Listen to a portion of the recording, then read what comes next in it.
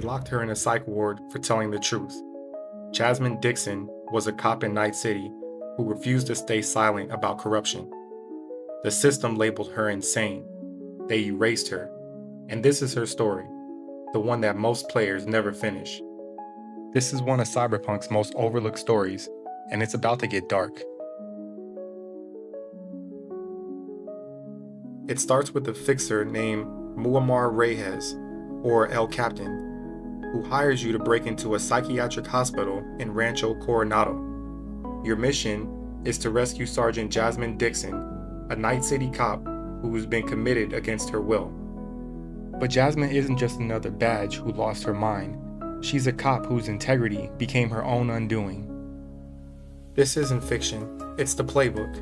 And as you sneak through the hospital, you realize Jasmine is just another Edward Snowden, someone who revealed the truth and got labeled a traitor for it.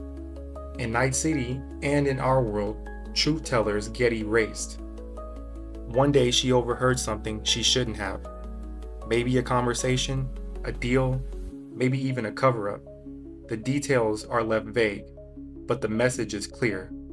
She stumbled on corporate corruption inside NCPD, and instead of staying quiet, Jasmine reported it to her superiors. And boom, just like that, she was labeled unstable.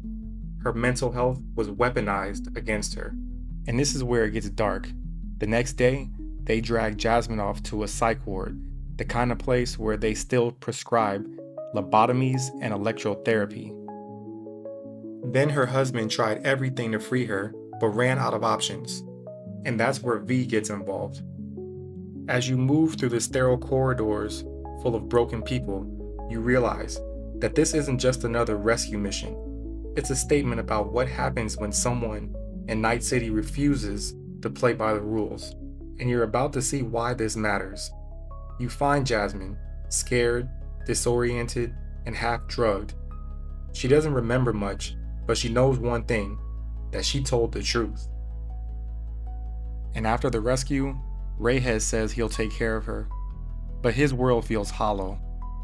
The journal entry even hints that she'll owe him a favor someday, but this is a debt that she didn't even ask for. Frances Haugen exposed Facebook's internal research on mental health.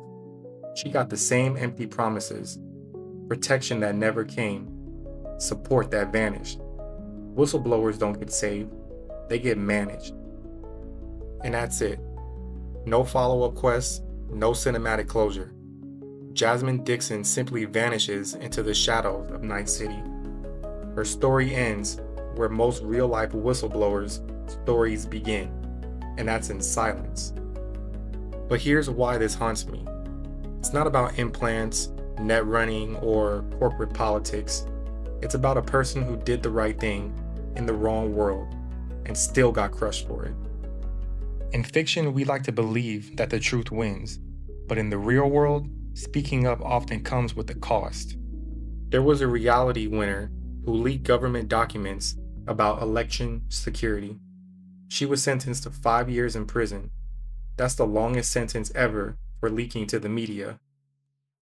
Whistleblowers, from corporate insiders to military officers, they risk everything: their careers, their families, even safety.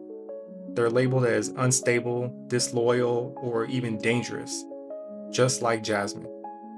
History is full of people punished, not for lying, but for telling the truth in a system that is built for silence. In Night City, justice is an illusion, but integrity still exists. You don't see it often because it doesn't survive long. Jasmine Dixon reminds us of that. She didn't sell out. She didn't shut up. She just chose to stand by the truth, and she paid with her freedom. Here's the question. In a world where silence keeps you safe, would you still choose to speak up? If we're being honest, I don't know if I would. The cost is real. But I do know this. Every time someone stays silent, the system wins a little more. So no judgment. What would you do? Drop your comment below.